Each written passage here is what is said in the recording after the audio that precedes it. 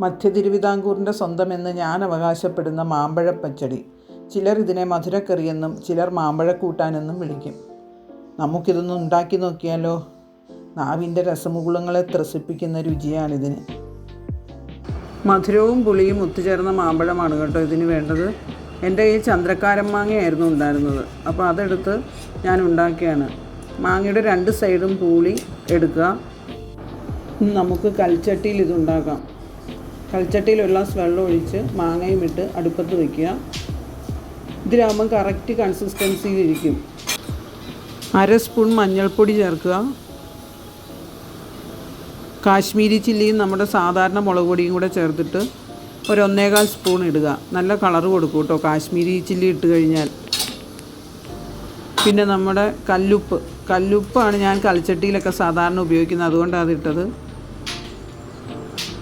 കുറച്ച് കറിവേപ്പില ഇടുക. 3-4 പച്ചമുളക് കീറി അതും കൂടെ ഇടുക. നന്നായിട്ടൊന്ന് ഇളക്കുക. കൽച്ചട്ടിയിലായ കാരണം മൂട്ടിൽ പിടിക്കാനുള്ള സാധ്യതയുണ്ടേ.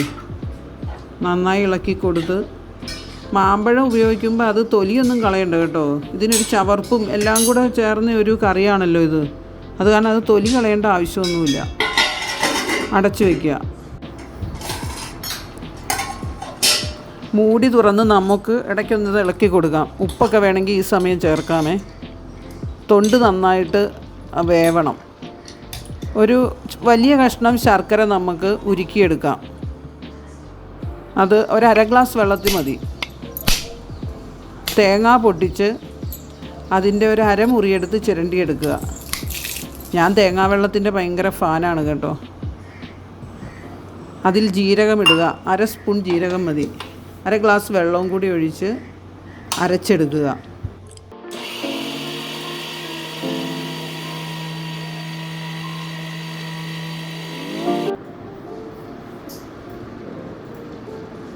ശർക്കര ഒരു കുറുകിയ പരുവത്തിൽ ചട്ടിയിലേക്ക് ഒഴിച്ചു കൊടുക്കുക.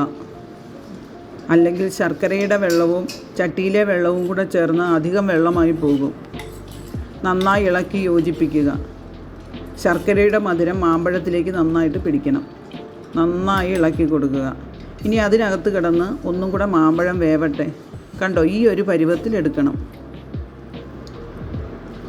ഇനി തേങ്ങ തരിതരിപ്പായി അരച്ചത് അതിലേക്ക് ചേർത്ത് കൊടുക്കാം. 1/2 മുറി തേങ്ങയാണ് കേട്ടോ നമ്മൾ എടുത്തേക്കുന്നത്. 1/2 സ്പൂൺ ജീരകവും കൂടെ ചേർത്ത് അരച്ചതാണ്. അരവ് കറക്റ്റായിരിക്കണം. ഒത്തിരി അരഞ്ഞു പോയാൽ ഇതിൻ്റെ ടേസ്റ്റ് വേറൊന്നാവും. 1/2 സ്പൂൺ കടുക് പൊട്ടിച്ചത് ഇതിലേക്ക് ഇട്ട് കൊടുക്കാം. കടുകും അധികം പൊടിഞ്ഞു പോകരുത്. നന്നായി ഇളക്കി യോജിപ്പിക്കുക.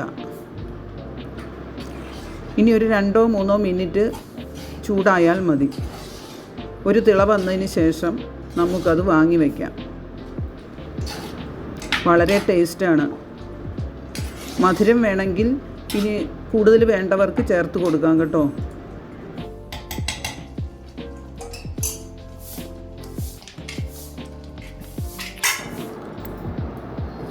ഇനി നമ്മൾ ചീനച്ചട്ടി അടുപ്പിൽ വെച്ച് കടുക്, കറിവേപ്പില, വറ്റൽമുളക് ഇട്ട് മൂപ്പിച്ച് 1/4 സ്പൂൺ ഉലുവയും കൂടെ ചേർത്ത് വറുത്തിടാം. ഇനി ഉലുവാപ്പൊടി ഉണ്ടെങ്കിൽ വാങ്ങി വയ്ക്കുമ്പോൾ അത് ചേർത്താലും മതി കേട്ടോ. 2 നുള്ളേ ചേർക്കാവുള്ളൂ.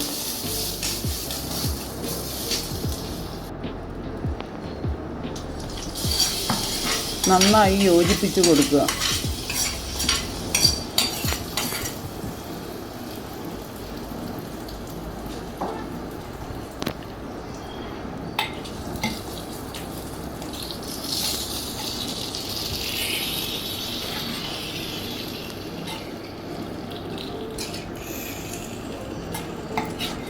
ഈ വിഭവം എന്തായാലും നിങ്ങൾക്ക് ഇഷ്ടപ്പെടുകയാണെങ്കിൽ ലൈക്ക് ചെയ്യുക, ഷെയർ ചെയ്യുക, കമൻറ്റ് ചെയ്യുക. എല്ലാവരും സബ്സ്ക്രൈബും കൂടെ ചെയ്തേക്കണം കേട്ടോ.